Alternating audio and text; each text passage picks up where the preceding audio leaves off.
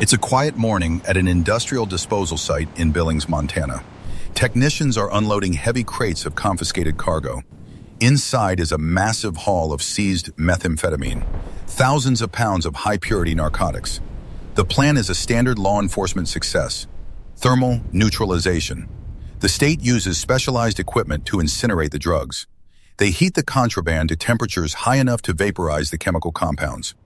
According to the Montana Department of Environmental Quality, this process is supposed to be clean. The promise is a controlled burn where every byproduct is scrubbed before it ever reaches the atmosphere. The technicians lock the heavy steel latches of the incinerator and initiate the sequence. But as the furnace roars to life, the machinery begins to shudder. Take a look at what happened. A dark, thick exhaust starts blooming from the stack. It vents directly into the big sky air. There is no filter. There is no monitoring. An investigation later confirmed the reality.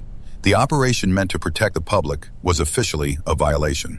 Malfunctioning equipment in Billings meth burn violated state clean air laws. The system built to erase hazardous substances had become a primary source of environmental contamination. It was part of a larger, systemic season of friction. In Waterbury, water mains were going dry. In South Dakota, mislabeled wires were pulling the plug on the state IT network. The infrastructure of safety was falling apart under the weight of its own complexity. Here is how the clean destruction of illegal drugs turned into an unmonitored toxic event. In Montana, the disposal of high-purity narcotics isn't as simple as a landfill drop. When a seizure reaches this scale, the state relies on a process of total erasure. The narcotics are fed into specialized industrial incinerators. These machines are designed to sustain temperatures high enough to break down the chemical bonds of the meth. On paper, it's an airtight system managed by the Montana Department of Environmental Quality. The state promises a clean destruction.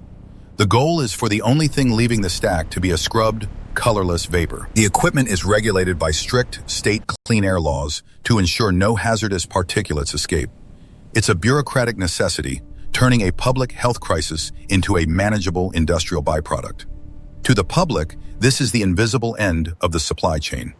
Evidence rooms are cleared, crates are logged, and the contraband is neutralized under professional supervision. But maintaining these high-heat systems requires more than just fuel and fire. It requires precise calibration of the sensors and the specialized meth burn equipment. Everything depends on the integrity of the incinerator's internal filters and the logic of the control software. The Department of Environmental Quality assumes the machinery will function as a closed loop.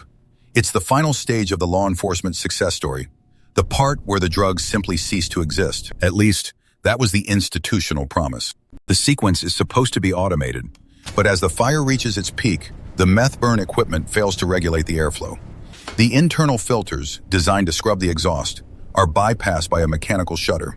Suddenly, the stack isn't venting heat, it's venting byproduct. A dark, visible plume of smoke begins to pour out over the Billings skyline. There is no one watching the sensors in real time. The operation is running unmonitored. It's the exact moment the system stops looking like a solution and starts looking like a violation. Malfunctioning equipment in Billings meth burn violated state clean air laws. The failure isn't just mechanical, it's procedural.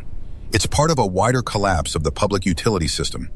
In San Francisco, SF Soups blast PG&E after widespread December outages. In South Dakota, a 2-day IT outage wasn't the result of a sophisticated hack. Officials found mislabeled wires were responsible for the blackout. Simple human error pulling the plug on an entire state. In Waterbury, Connecticut, residents face a 6-day outage as the water infrastructure simply gives up. The water system pipes couldn't hold the pressure, requiring emergency repairs in a trench. In Billings, the Montana DEQ concludes its review of the unmonitored exhaust. Their investigation finds that the state has officially violated its own clean air laws. The smoke clears, but the bureaucratic record is just beginning. The Montana Department of Environmental Quality opens a file on its own operation. The conclusion is a formal violation notice.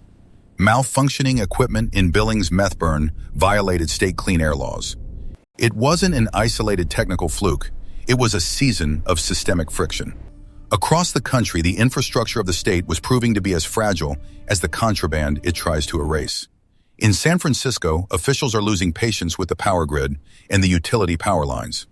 SF Soups blast PG&E, demanding a full inquiry into the utility's December performance.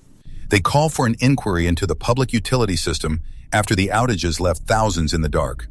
In South Dakota, the state's entire digital backbone was severed, an IT infrastructure outage that lasted 48 hours. Officials confirmed that mislabeled wires were responsible for the two-day IT outage. In Waterbury, the failure is even more visceral. Residents endure a 6-day outage without access to essential water for cleaning or drinking. The city eventually announces emergency repairs to water system after days of dry taps. The pattern repeats from the Big Sky to the East Coast. Even the cloud isn't safe. Amazon Web Services goes down, and news reports show how the outage has impacted New York State residents. In Billings, the furnace is silent, but the legal pressure is mounting. One state agency is now forced to penalize another for a failure of clean destruction. The system meant to protect the environment became the environmental hazard. Today, the industrial site in Billings is quiet. The specialized meth burn equipment sits idle behind a chain-link fence. There are no apologies from the operators. There is only a mounting stack of bureaucratic paperwork. The Montana Department of Environmental Quality has finished its review. Its investigation finds a permanent record of the failure. A formal notice of violation remains on the books. It is a legal stain on a supposedly clean operation. In San Francisco, the call for inquiry into public utility system is still pending. In South Dakota, the mislabeled wires have been retagged and tucked back into the server racks. But in Billings, the furnace stack remains blackened by its own exhaust. A state inspector stands in an empty field. They hold a violation notice next to the silent machinery. The thermal neutralization of the methamphetamine is officially over. All that's left is a recorded breach of the Clean Air Act, and the residue of a system that proved to be as fragile as the contraband it tried to erase.